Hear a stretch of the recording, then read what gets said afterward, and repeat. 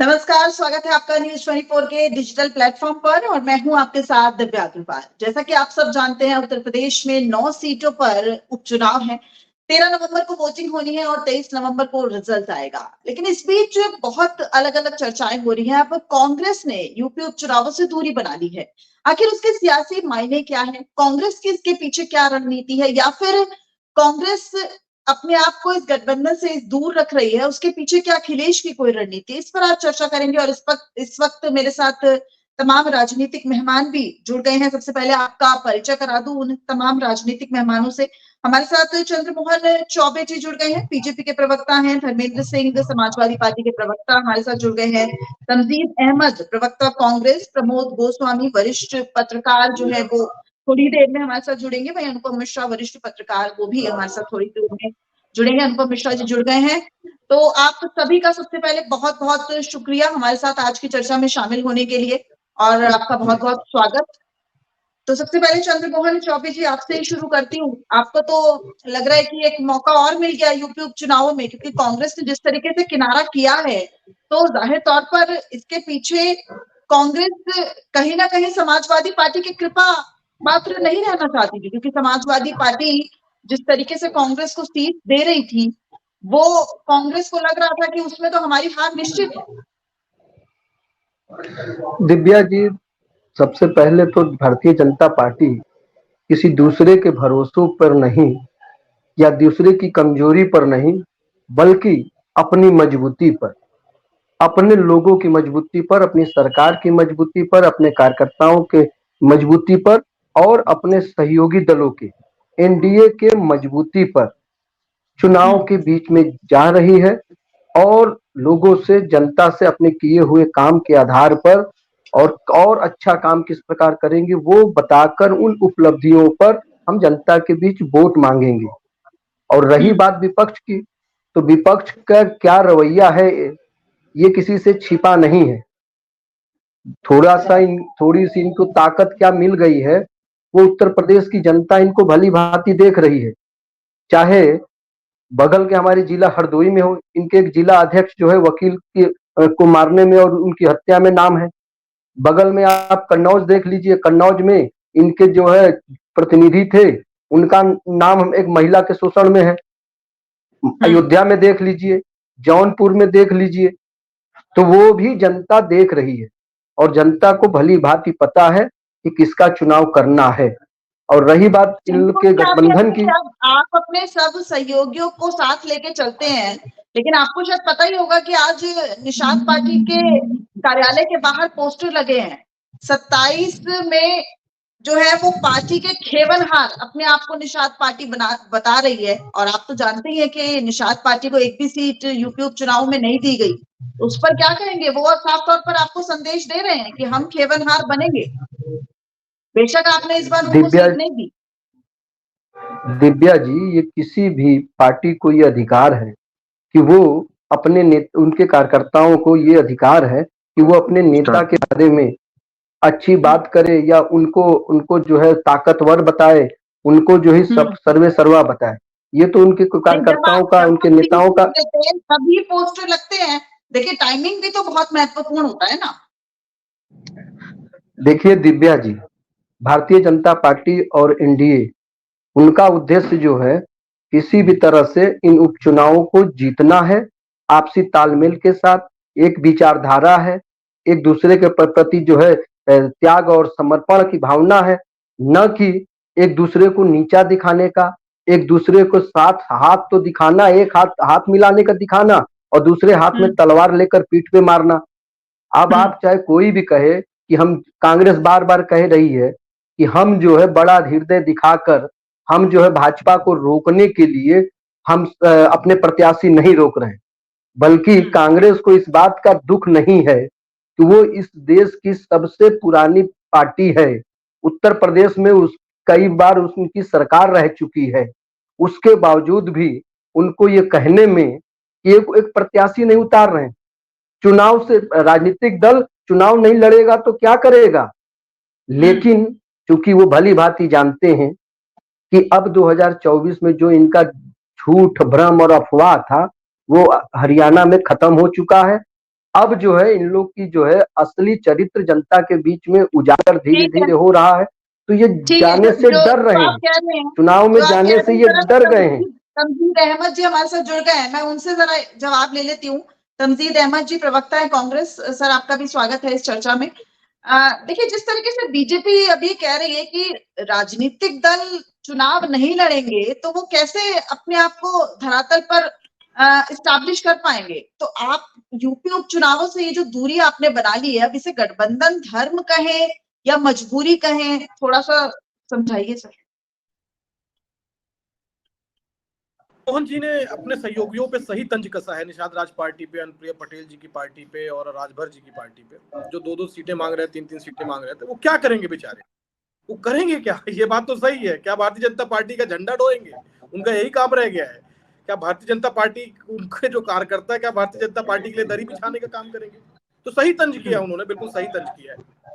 Congress party और Samajwadi party की बात जहां तक है, खैर भारतीय जनता पार्टी को अधिकार नहीं है सवाल पूछने का, आपका अधिकार है, इसलिए आपको जवाब दे रहा हूँ।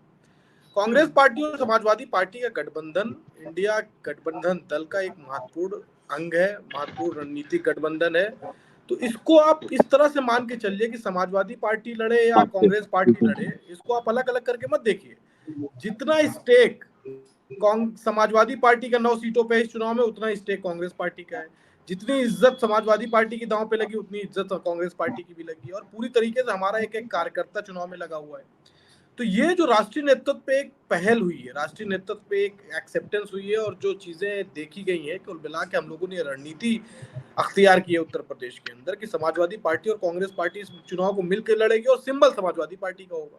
नहीं, कहीं लेकिन कोई कंफ्यूजन नहीं है। तमजीद जी ये जी। बताइए कि ऐसा कैसे हो सकता है कि अगर समाजवादी पार्टी लड़ रही है तो कांग्रेस भी लड़ रही है, यानी गठबंधन है, तो महाराष्ट्र में ऐसा क्यों नहीं हो रहा है? क्यों समाजवादी पार्टी जो है वो प्रेशर बिल्डअप करने की कोशिश कर रही है कि आप हमें 5 सीटें दीजिए, नहीं तो हम 25 सीटों पर अपने उम्मीदवार उतारेंगे? देखिए, हर पार्टी अपने आप को मजबूत करती है हर राज्य में चुनाव के आधार पे, तो वहां पर वो अपने आप को मजबूत करने की कोशिश कर रही है और यहाँ पे आपने एक तरीके से सरेंडर कर दिया, ऐसा कैसे? नहीं, आपने अखिलेश जी का शायद आज का फेसबुक पोस्ट नहीं पढ़ा, बहुत लंबा उन्होंने पोस्ट लिखा हुआ है, और साफ साफ उन्होंने इशारा कर दिया है कि किसी को मुगालते में भारतीय जनता पार्टी को नहीं फंसना चाहिए। ना तो कहीं मतभेद है, ना कहीं मनभेद है। हरियाणा में आपने देखा, अखिलेश जी ने सीधा मना कर दिया कि हम वहां पे चुनाव नहीं लड़ेंगे, और नहीं, वहां तो महाराष्ट्र हुआ में नहीं ना गठबंधन। नहीं, वही मैं कह रहा हूँ। तो इसका मतलब समाजवादी पार्टी ने वह कैंडिडेट तो नहीं दे दिया। कांग्रेस ने वहां आपको सीट नहीं दी। ठीक बात कह रही हैं आप। हरियाणा में भी गठबंधन नहीं हुआ तो समाजवादी पार्टी ने यही कहा ना कि कांग्रेस जो चुनाव लड़ेगी उसका हम समर्थन कर रहे हैं। यही महाराष्ट्र में भी होगा। जो भी होगा फैसला हो जाएगा 1-2 दिन के अंदर। समाजवादी पार्टी के लिए भी फैसला हो जाएगा, हमारे लिए भी। लेकिन भारतीय जनता पार्टी को इस मुगालते में नहीं पड़ना चाहिए कि हमारे बीच में कहीं कुछ दरार है या मतभेद है या मनभेद है। अलबत्ता दिव्या जी, भारतीय जनता पार्टी की हिम्मत और हैसियत नहीं थी कि राज्य के अंदर 6 महीने तक चुनाव करा पाते। ये तो संवैधानिक बाध्यता थी, वरना तो ये तो चाह रहे थे कि 5 साल तक चुनाव ना हो। इनकी हिम्मत अभी तक मिल्कीपुर में चुनाव कराने की हिम्मत नहीं पड़ पाई। आप देख लीजिए, क्योंकि अयोध्या की टीस बहुत गहरी है, तो उस गहरापन के में उस टीस की वजह से मिल्कीपुर में चुनाव कराने की हिम्मत नहीं जुटा पाए। तो हालात ये, भारतीय जनता पार्टी को स्थिति अपना पता है किस तरीके से दिल्ली और उत्तर प्रदेश के अंदर किस तरीके का फूटा फुटव्वल चल रहा है। इनके खुद के घटक दल इनके ऊपर आरोप लगा रहे हैं। इनके घटक दल के ऊपर इनके नेता आरोप लगा रहे हैं कि 2-2 करोड़ रुपए में टिकट बांट रहे हैं। और जिस तरीके के तांडव इन्होंने करने का प्रयास किया, जैसे अभी बिहार में तांडव करवा रहे हैं भारतीय जनता पार्टी वाले गिरिराज सिंह के थ्रू, उसी तरीके से बहराइच में भी करने का प्रयास किया, सफल हो गए। क्योंकि देश और प्रदेश की जनता जान चुकी है इनका मुद्दा क्या है। पूरी तरीके से भारतीय जनता पार्टी फेल है और डिरेल है, और 9 की 9 सीटों पर चुनाव हारने जा रहे हैं बस। लेकिन इन्होंने तंज किया अपने जितने भी संगठन के दल हैं एनडीए के, उनके ऊपर तंज नहीं करना चाहिए था चंद्रमोहन जी को। इसके लिए मुझे आपत्ति है, इनको तंज नहीं करना चाहिए। ठीक है, लौटूंगी तमजीद जी। और जो आप कह रहे हैं कि 9 की 9 सीटों पर गठबंधन जो है जीतने वाला है, अखिलेश यादव कह रहे हैं कि इस बार हम इतिहास का नया अध्याय जो है वो लिखने वाले हैं। देखेंगे 23 नवंबर को रिजल्ट आएगा। चलिए, बहरहाल अब हमारे साथ धर्मेंद्र सिंह जी जुड़ गए हैं, प्रवक्ता समाजवादी पार्टी। आपका भी बहुत बहुत स्वागत है धर्मेंद्र सिंह जी। नमस्कार और मैं अनुपम मिश्रा जी, वरिष्ठ पत्रकार भी हमारे साथ जुड़े हुए हैं। सर, आपके पास भी जाऊंगी, जरा एक सवाल का जवाब धर्मेंद्र सिंह से ले लूं। सर, जिस तरीके से आज हम चर्चा कर रहे हैं कि कांग्रेस ने किनारा किया है और गठबंधन धर्म भी निभा रही है, इंडिया गठबंधन इस चुनाव में लड़ रहा है, लेकिन इसके पीछे रणनीति क्या है समाजवादी पार्टी की? कुछ ना कुछ रणनीति होगी, 2027 को लेकर भी बहुत कुछ सोच रही होगी, तो थोड़ा सा उस पर अगर आप प्रकाश डाल पाए। देखिए, किनारा किया है शब्द ये बिल्कुल उचित नहीं है। बड़े खुले मन से कांग्रेस पार्टी ने उत्तर प्रदेश के उपचुनाव में समाजवादी चुनाव चिन्ह साइकिल निशान से लड़ने वाले प्रत्याशियों को इंडिया गठबंधन का प्रत्याशी बताया है और बूथ स्तर से लेकर के शीर्ष नेतृत्व तक कांग्रेस पार्टी के इंडिया गठबंधन के सारे नेता कार्यकर्ता जो 9 लोग लड़ेंगे साइकिल निशान से, उनके साथ उनको जिताने के लिए पूरी तन्मयता से, सजगता से साथ रहेंगे। उसमें किसी प्रकार का किसी को किनारा दूसरी करना बात शब्द इसलिए हम यहाँ पर इस्तेमाल कर रहे हैं क्योंकि पहले खबर आ रही थी 5 सीटें मांगी हैं, उसके बाद बताया गया 3 सीटें मांगी हैं, फिर गाजियाबाद और खैर दी गई, तो इस वजह से ये हम लगातार इस शब्द का इस्तेमाल कर रहे हैं। दिव्या जी जब एक बड़े लक्ष्य को लेकर के आपस में कोई गठबंधन होता है, 4 लोग बैठते हैं, तो महत्वपूर्ण होता है बातें चाहे जो जिस तरह की हो, सबसे महत्वपूर्ण होता है लक्ष्य क्या है। और उस लक्ष्य को देखते हुए कांग्रेस और समाजवादी पार्टी के बड़े नेताओं ने तय किया कि उत्तर प्रदेश में जनता के हित में, समाज के हित में और साथ साथ भारतीय जनता पार्टी को हराने के लिए शीर्ष नेतृत्व ने तय पाया कि वहां साइकिल के निशान से जो नौ चुनाव हो रहे हैं, एक तो स्थगित ही कर रखा है भारतीय जनता पार्टी ने साजिश तहत, उन पर सारे कैंडिडेट साइकिल निशान से रहेंगे और उस पर सभी लोगों का पूर्ण समर्थन रहेगा। दूसरी बात, देखिए भारतीय जनता पार्टी को मैं याद दिला दूं, अभी मैं चौबे जी सुन रहा था इधर, अभी आज आपने देखा बिहार के अंदर एनडीए की बैठक हो रही है, अपने पुराने साथी पशुपत पारस को इन्होंने बुलाया ही नहीं, इसलिए कि जो है उनके पास सीटें नहीं। आपने महाराष्ट्र के अंदर इनके कैबिनेट में मिनिस्टर है मोदी जी के आरपीआई वाले अठावले साहब, उनको बुलाया नहीं हो, तो आज टीवी पर एज एक मिनिस्टर कह रहे थे कि हमने 5 सीटें मांगी थी, अब देखो और फडणवीस और ये मुझे देते ही नहीं। शायद आपने दिव्या जी देखा होगा, आपके चैनलों पे चल रहा है। ये दूसरों को गठबंधन धर्म की बात वादा किया गया जी, 2 सीटें मांगी गई थी अठावले जी की तरफ से और 1 सीट देने का वादा किया है, हालांकि वो थोड़ी नाराजगी है, अब आप ठीक कह रहे हैं। हाँ नहीं, वो मतलब देने का वादा किया है कि उनको शायद झुंझुना पकड़ा दिए, ऐसा उनकी बात से लग रहा था। सवाल उससे महत्वपूर्ण है, दुनिया की सबसे बड़ी पार्टी बनने वाले सदस्य बना रहे अस्पतालों में भर्ती मरीजों को मोबाइल पे ओटीपी लेकर के, इनको शायद नहीं ज्ञान है कि 7-8 जो है राज्य और 4 केंद्र शासित प्रदेशों में भारतीय जनता पार्टी का खाता ही नहीं खुला, जिसमें मणिपुर, पंजाब जैसे राज्य रहे जहां बड़े संख्या में लोग रहे हैं। तो इनको हमेशा ये याद रखना चाहिए जब दूसरों को उंगली उठाएं कि इनके जो है 1 दर्जन राज्यों में भारतीय जनता पार्टी का सुपड़ा साफ खाता ही नहीं खुला। तमाम कैंडिडेट या तो लड़ नहीं पाए और लड़े तो जमानत नहीं बचा पाए। अब सवाल आता है उत्तर प्रदेश का। देखिए उत्तर प्रदेश का चुनाव सिर्फ और सिर्फ भारतीय जनता पार्टी सांप्रदायिक सौहार्द बिगाड़ के लड़ना चाहती है। कभी बुनियादी सवालों के जवाब देने के लिए इनका कोई नेता तैयार नहीं होता, चाहे जो हो, चाहे महंगाई हो, बेरोजगारी हो, भ्रष्टाचार हो, आधी आबादी के लिए जो चिंता होनी चाहिए, काम होना चाहिए। औद्योगिकरण की बात करते थे, 4 ग्राउंड ब्रेकिंग सेरेमनी हुई, एक भी इंडस्ट्री नहीं लगी। 17 परीक्षाएं उत्तर प्रदेश के अंदर योगी आदित्यनाथ जी के नेतृत्व में लीक हो चुकी है, नौजवानों को नौकरियां नहीं मिल रही है, आरक्षण खत्म कर दे रहे हैं जो संविदा पे लोगों को भर्ती की जा रही। ये सारे सवालों पर जवाब भारतीय जनता पार्टी देना नहीं चाहती।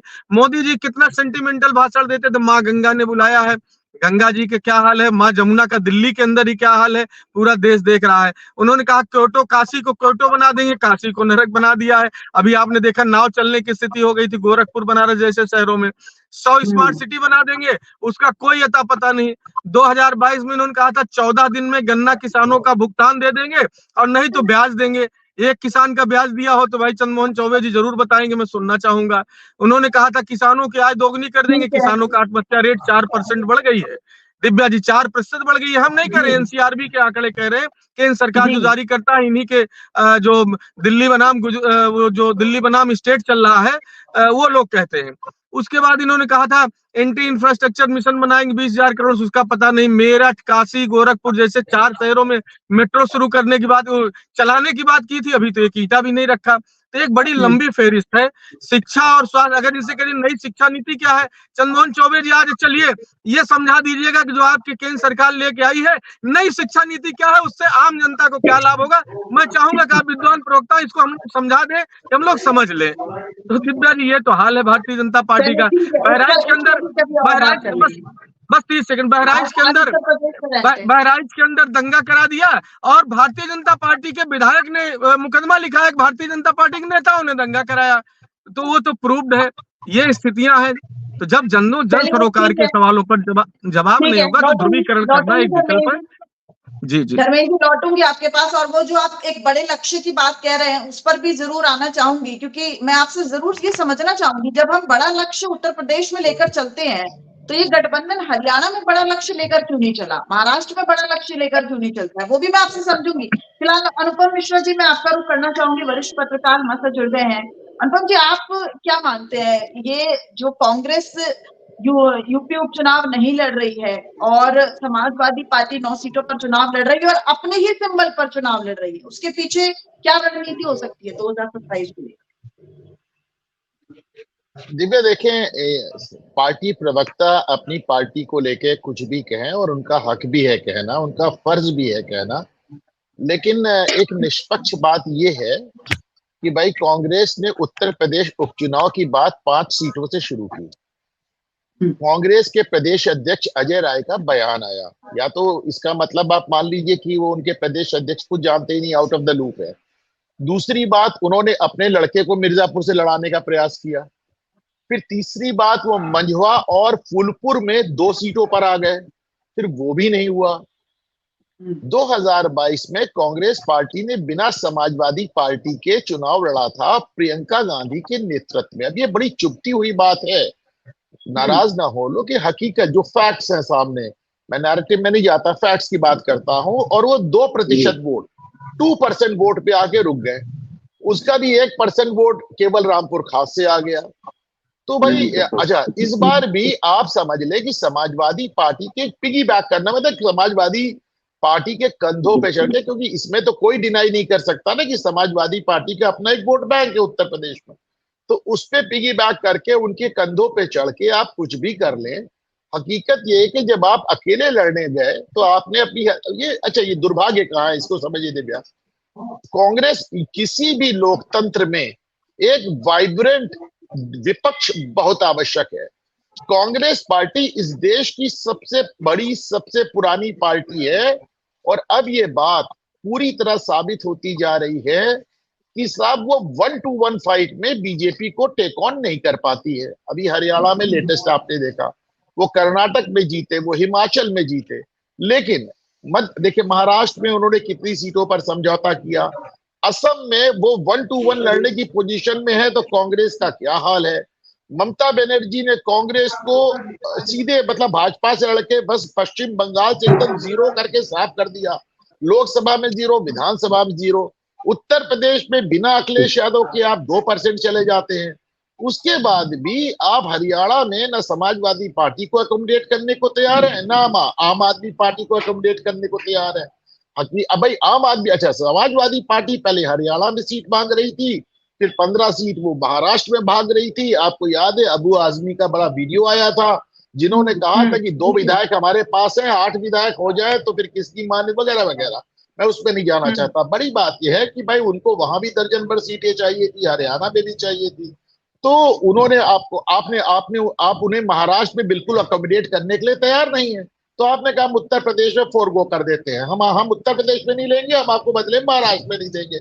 उत्तर प्रदेश में आप अकेले लड़के 2% पे अपने को आजमा चुके। एक बात और देखें दिव्या, कि आप कश्मीर लड़ने गए, कश्मीर में जब आप कुछ बाकायदा ओपन बयान देते हैं उमर अब्दुल्ला कि आप कश्मीर में क्या कर रहे हैं राहुल गांधी, जम्मू क्यों नहीं जाते हैं। जम्मू में आप जीतते नहीं, आपकी सीटें आती है कश्मीर से, वो भी उमर अब्दुल्ला की बदौलत आती है। हालत ये हो जाती है कि साहब आपको कैबिनेट में सीट नहीं मिल रही है, आप सरकार वाचा। कश्मीर में आप उमर अब्दुल्ला को, एक आखिरी बात, कश्मीर में आप उमर अब्दुल्ला, एक मिनट दिव्या, कश्मीर में आप उमर अब्दुल्ला की सरकार को बाहर से सपोर्ट कर रहे हो। उत्तर प्रदेश में आप समाजवादी पार्टी को बाहर से चुनाव में सपोर्ट कर रहे हो। तो यानी कुल मिलाकर ये हुआ कि बंगाल में भाजपा से ममता लड़ लें, बिहार में लालू लड़ लें, उत्तर प्रदेश में अखिलेश यादव लड़ लें, दिल्ली में केजरीवाल लड़ लें, कश्मीर में उमर अब्दुल्ला लड़ लें और प्रधानमंत्री राहुल गांधी हो जाए, तो ये कैसे होगा दिव्या, आप बताएं। बिल्कुल। मुझे अनुपम जी थोड़ा सा एक वो क्रिमिनोलॉजी समझनी है कि कांग्रेस के फैसले से समाजवादी पार्टी को कितना फायदा या नुकसान हो सकता है? भाई आप इसको समझे हैं दिव्या, एक लाइन में समझे। और ये जितने प्रवक्ता बैठे हैं, मैं एक बहुत एकेडमिक बात कह रहा हूं, कोई नाराज नहीं हो, लेकिन पूरा इंडिया जो एक पूरा गठबंधन बना है वो किस आधार पे बना? Please I will take only 2 minutes. Mamata का वोट बंगाल के बाहर नहीं। देखिए, गठबंधन तब बनता है जैसे भाजपा और ओम प्रकाश राजभर का गठबंधन मानिए, या निषाद पार्टी का, क्योंकि उन सारे लोगों के वोट एक ही जगह पे हैं, तो ये हो रहा है कि वोट इकट्ठा कर लो। पर ममता का वोट बंगाल के बाहर नहीं, लालू का वोट बिहार के बाहर नहीं, अखिलेश का वोट उत्तर प्रदेश के बाहर नहीं, शरद पवार का वोट पूरे महाराष्ट्र नहीं, केजरीवाल का वोट, आप देखिए गठबंधन सिर्फ एक लाइन पे बना है, मुस्लिम वोट बिखरने से रोका जाए, मुस्लिम वोट ना बिखरे, इसके अलावा गठबंधन का कोई आधार नहीं है। आप मुझे कोई दूसरा आधार नहीं बता सकती गठबंधन क्यों बना। अब जाहिर सी बात है, एक बार मुलायम सिंह यादव ने कहा था, जब इन्होंने 2 लड़कों की जोड़ी बनाई थी, तो मुलायम सिंह ने कहा था कि अखिलेश यादव कांग्रेस के साथ समझौता करके बहुत बड़ी भूल कर रहे हैं। कांग्रेस को एक बार अगर मुस्लिम वोट मिलने लगे, देखिए आप समझिए, कांग्रेस के 3 वोट बैंक थे, ब्राह्मण भाजपा ले गई, मुसलमान सपा ले गई, दलित बसपा ले गई। तो उनका ये कहना था, एक बार आपने कांग्रेस को दोबारा मुस्लिम वोट की मतलब टेस्ट दे दिया तो फिर आपको नुकसान होगा। ये बात अखिलेश भी समझते हैं, तेजस्वी भी समझते हैं, ममता भी समझती है, केजरी भी समझते हैं। बिल्कुल। और धर्मेंद्र सिंह जी कुछ बोलना चाह रहे हैं? धर्मेंद्र सिंह और एक मिनट में दिव्या, ये बात मैं नहीं कर रहा दिव्या, ये बात मुलायम सिंह यादव ने कही थी, मुलायम सिंह ठीक है, नहीं अनुपम जी समाजवादी पार्टी से प्रतिक्रिया ले लेती हूँ। और धर्मेंद्र सिंह जी, मुझे ये भी बताइएगा, अगर यूपी की 9 सीटों पर आपने अच्छी खासी परफॉर्मेंस कर ली, जिस तरीके से अखिलेश यादव का दावा भी है, तो क्या आप हर मंच पर राहुल गांधी को भी उतनी ही तवज्जो देंगे जीत की? बिल्कुल बिल्कुल। इंडिया देखिए, 9 सीटों का जो चुनाव होगा उसकी जीत इंडिया गठबंधन की है, लड़ भी इंडिया गठबंधन रहा है, तो उसमें कोई दो राय नहीं है। दूसरी बात, अनुपम जी वरिष्ठ पत्रकार हैं, ये इतिहास की बातें इनको बहुत याद थी, लेकिन शायद भूल गए कि वही अमित शाह और मोदी जी है जो जा करके बिहार कहते थे कि नीतीश जी के साथ तो कभी खड़े नहीं होंगे, इनके लिए तो हमेशा के लिए दरवाजे बंद है, और दोबारा इस पे सवाल नहीं उठता। तो नीतीश जी भी लगातार कहते थे, अरे उधर देखने का तो सवाल नहीं है जी, ये हम नहीं कह रहे थे, नीतीश जी कह रहे थे, या ओम प्रकाश राजभर, जिनको भाई अनुपम जी बता रहे हैं। भारतीय जनता पार्टी ने महबूबा मुफ्ती के साथ सरकार बनाई, जिसको वो आतंकवादी कहते थे। महबूबा मुफ्ती के साथ सरकार बनाई, जिसको आतंकवादी पार्टी कहते थे। बिल्कुल, मैं भाजपा में सुनिए, आपसे बड़ा एग्जाम्पल दे रहा हूँ, मैं भाजपा की बात नहीं कर रहा हूँ, मैं किसी को डिपेंड नहीं कर रहा हूँ, मैं सिर्फ इतना, भाई अभी आप कांग्रेस का 2% वोट, जो वोट है सपा का है, इसमें मैंने कौन सी गलत बात कही भाई? नहीं, हम लेट मी हम कंप्लीट। हम ये कह रहे हैं कि राजनीति में जो पीछे देखने का है, पीछे देखने का, भाई इसके पहले ओम प्रकाश राजभर जी क्या कहते थे? ओम प्रकाश राजभर जी यही कहते थे ना, योगी जी को तो मठ में बैठा दूंगा, योगी जी को तो यहाँ से छुट्टी करा दूंगा, गोरखपुर चले जाएंगे। आखिर क्या हुआ? योगी जी के साथ जाकर के वो तो तमाम सवाल उठाते थे कि पिछड़ों के, ये सरकार आरक्षण मार ले रही है, पिछड़ों की नौकरियां खा ले रही है, पिछड़ों के बारे में सोचती नहीं, पिछड़ों की विरोधी सरकार है। लेकिन मंत्री पद के लिए जब थोड़े विधायक समाजवादी पार्टी के साथ है तो चले गए योगी जी के साथ। सवाल उससे बड़ा, देखिए सवाल ये है कि भारतीय जनता पार्टी जहां जहां गई है वहां उन्होंने बिखराव लाओ, तोड़ो, आपस में लड़ाओ और राज करो। इसके अलावा इन्होंने कभी जन सरोकार और जनता के बुनियादी सवालों पर कोई काम नहीं किया। अपनी बात भी कर लीजिए, ठीक है, आपकी बात मान ली, लेकिन थोड़ा सा ये बताइए कि समाजवादी पार्टी की 2027 को लेकर रणनीति क्या है इन चुनावों के माध्यम से? क्या कुछ मैसेज देने की कोशिश है? 9 सीटों पर समाजवादी पार्टी चुनाव लड़ रही है और अपने ही सिंबल पर चुनाव लड़ रही है, उसके पीछे क्या वजह? नहीं दिव्या जी, जो ये उपचुनाव है 9 सीटों के और एक जो होना है 10 सीटों के, ये 2027 के पहले एक तरह से ये तैयारी का है, एक तरह से ये एक उसका फेस होगा, इसमें कोई दो राय नहीं। इसको मानते हैं, इसको उसी संजीदगी से लेते हैं कि ये जो बहुत बड़ा मैसेज होगा, जो 9 सीटों का जो रिजल्ट आएगा, ये 2027 के लिए मील का पत्थर होगा। कमोबेश ये तय कर देगा कि समाजवादी पार्टी का परफॉर्मेंस कैसा है और आगे हम किस तरह से भारतीय जनता पार्टी को हराएंगे। सवाल जो है जी, बताइए जी लास्ट वर्ड्स, क्योंकि हमें डिबेट को खत्म भी करना है, मुझे तमजीद अहमद के पास भी जाना है। जी धर्मेश, देखिए इन 9 सीटों के अलावा 2027 में भी हमारा इंडिया गठबंधन रहेगा और हम लोग बड़े खुले मन। वैसे दिव्या जी, एक बड़ी महत्वपूर्ण बात है कि राजनीति में बिना किसी लेन देन के, बिना किसी सीटों के बंटवारे के, अगर दो बड़े दल, देश का एक राष्ट्रीय पार्टी और जो देश का प्रमुख विपक्षी दल है, और संसद के अंदर तीसरी सबसे बड़ी पार्टी, अगर दो लोग खुले मन से एक साथ आते हैं तो इसको में तो तमाम लोगों को इस्तकबाल करना चाहिए। एक पत्थर की लकीर एक तरह से बन जाती है कि ये भी, इस तरह के भी गठबंधन और समझौते हो सकते हैं, जहां तमाम लोग छोटे छोटे सीटों को लेकर के 1 सीट 2 सीट 5 सीट के लिए लोग लड़ रहे हैं। आपको मैंने महाराष्ट्र और बिहार का उदाहरण ही दिया। ये उत्तर प्रदेश में राहुल गांधी जी और आदरणीय अखिलेश यादव जी ने एक बड़ा निर्णय लेकर के एक मैसेज भी देने का काम किया कि हम फ्यूचर में जहां बड़ी लड़ाई होगी वहां एक साथ रह करके लड़ेंगे। ठीक है तमजील जी, मैं आपसे एक जानना चाहूंगी कि अगर 23 नवंबर को जो रिजल्ट आता है और अगर समाजवादी पार्टी का स्ट्राइक रेट पिछले चुनावों से बेहतर हुआ तो क्या पिक्चर उभर कर सामने आएगी? और कहीं आप जो कांग्रेस के कार्यकर्ता हैं, कांग्रेस के लीडर्स हैं, काडर हैं, उनके मन में ये डर तो होगा ना, जो स्वाभाविक है कि अगर देखिए इंडिया गठबंधन अच्छा परफॉर्म करे तो आप चाहेंगे, लेकिन अगर समाजवादी पार्टी ने अच्छा परफॉर्म किया तो ये भी तो हो सकता है कि 2027 में वो इसी को आधार बना के सीट शेयरिंग करे। दिव्या जी, हम लोग तो चाह ही रहे हैं कि 9 की 9 सीट जीते। इसमें कहाँ कौन कंफ्यूजन है कि कौन कांग्रेस पार्टी का कौन सा कार्यकर्ता है तो उसका क्रेडिट किसको जाएगा? क्रेडिट जाएगा राहुल गांधी जी को, अखिलेश यादव जी को, अजय राय जी को, अविनाश पांडे जी को, तो पूरी समाजवादी पार्टी के, कांग्रेस पार्टी के एक कार्यकर्ता को, और किसको क्रेडिट जाएगा? और जनता को, बिल्कुल ऑफ कोर्स जनता को क्रेडिट जाएगा, क्योंकि चुनाव जनता इस मुद्दे के साथ लड़ रही है कि जनता पूरी तरीके से इस एक माइंडसेट बन गया है कि हमें भारतीय जनता पार्टी को इस देश से और प्रदेश से बाहर करना है किसी भी तरीके से। ठीक है, ये कुछ झूठ बोल के, लोगों को बरगला के, दंगे फसाद करा के कुछ वोट पाएंगे कुछ दिनों में, लेकिन निश्चित रूप से वो धीरे धीरे इनका और दंगे कराने की बहराइच की बात हम नहीं कर रहे हैं। भारतीय जनता पार्टी के विधायक कह रहे हैं कि भारतीय जनता पार्टी के कार्यकर्ता दंगे करा रहे थे, और उन्होंने बकायदा FIR। चंद्रमोहन जी सुन रहे हैं और अब कुछ कहना चाहते हैं। चंद्रमोहन जी। नहीं, हम सुन रहे थे दोनों भाइयों को, धर्मेंद्र जी को भी और कांग्रेस के भाई को भी सुन रहे थे। सुन लीजिए मेरी बात। ये हमारे विषय में कह रहे हैं। अच्छा चलिए जी को अपनी बात कंप्लीट करने देते हैं। जी जी जी। मैं अनुपम जी की एक बात से बहुत सहमत हूं। उन्होंने बहुत शानदार और बहुत गंभीर विश्लेषण किया कि भारतीय जनता पार्टी वोट के लिए PDP जैसे जिन्होंने आतंकवादियों का समर्थन किया तो उस पार्टी के साथ गठबंधन कर लिया। मैं बिल्कुल सहमत हूं अनुपम जी के अक्षरशः सहमत हूं कि भारतीय जनता पार्टी वोट के लिए किसी से भी गठबंधन कर सकती है। आज आपने देखा होगा, न्यूज फ्लैश हो रही थी कि भारतीय जनता पार्टी जाति जनगणना करानी जा रही है।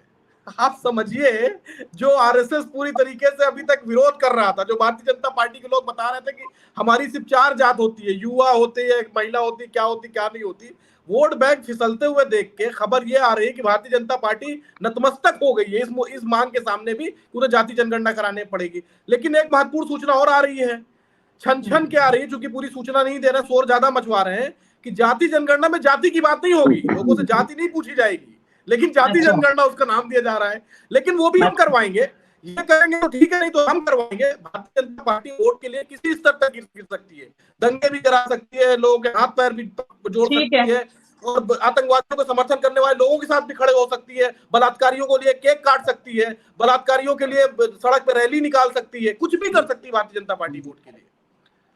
ठीक है, चलिए चंद्रमोहन दुबे जी कुछ कहना चाह रहे हैं। सर आप बताइए, अपना जवाब दीजिए और उसके बाद फिर मुझे डिबेट को खत्म करना होगा। जी चंद्रमोहन।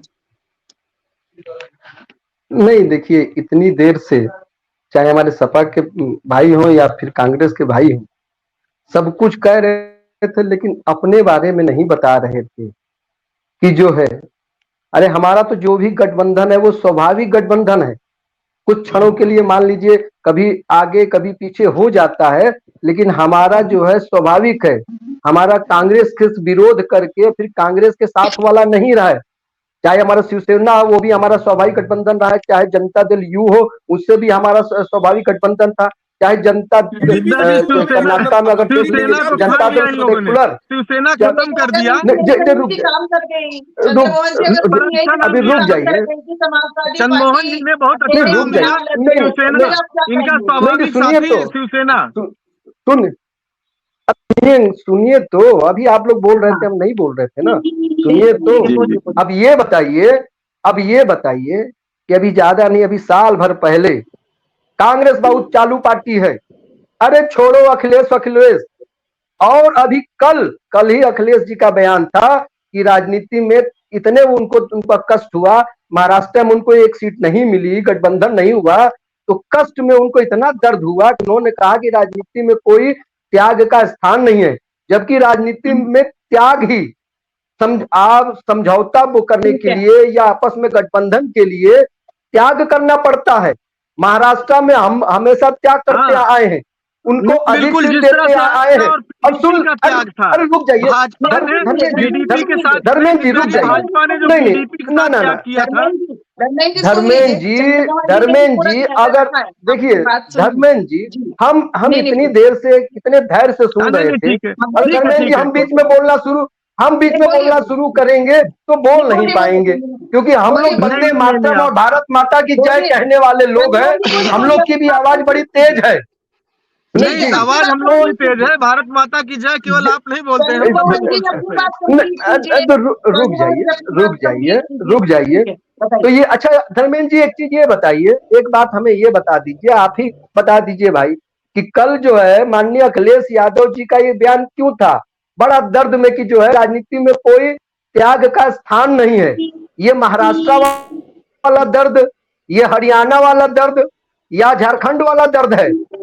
सब कुछ देखिए, जनता जनार्दन जो है सब देख रही है, सब जानती है कि क्या कौन समझौता करता है देश के लिए, राष्ट्र के लिए, प्रदेश के हित के लिए, और कौन अपने हित के लिए समझौता करता है, कौन अपने परिवार की चिंता करता है, और कौन पूरे राष्ट्र की चिंता करता है, कौन सिर्फ अपने दल की चिंता करता है, और कौन अपने देश की चिंता करता है। ये प्रदेश, देश की जनता और प्रदेश की जनता से छिपा नहीं है। अभी आप लोग का जो गठबंधन, जहां एक दूसरे को तलवार लेकर, हरियाणा में चुनाव हारते ही समाजवादी पार्टी आज बहुत तालमेल की बात कर रही है, हरियाणा में चुनाव हारते ही कांग्रेस को उसी दिन दर्द मिला है, और उसी दिन जो है पीठ में तलवार मार देती है, सीटों की घोषणा कर देती है। थोड़ा इंतजार कर लेते, आपस में तालमेल, अपने सिद्धांतों को लेकर, विचारों को लेकर एक दूसरे के प्रति त्याग तपस्या दिखा लेते, लेकिन उस समय तो नहीं। अब अंगूर खट्टे हैं, कांग्रेस कह रही है हम तालमेल। चंद्रमोहन जी, मुझे डिबेट खत्म करनी है, अनुपम जी के लास्ट कमेंट ले लेते हैं, उसके बाद मुझे अपनी बात को खत्म करना है। अनुपम जी।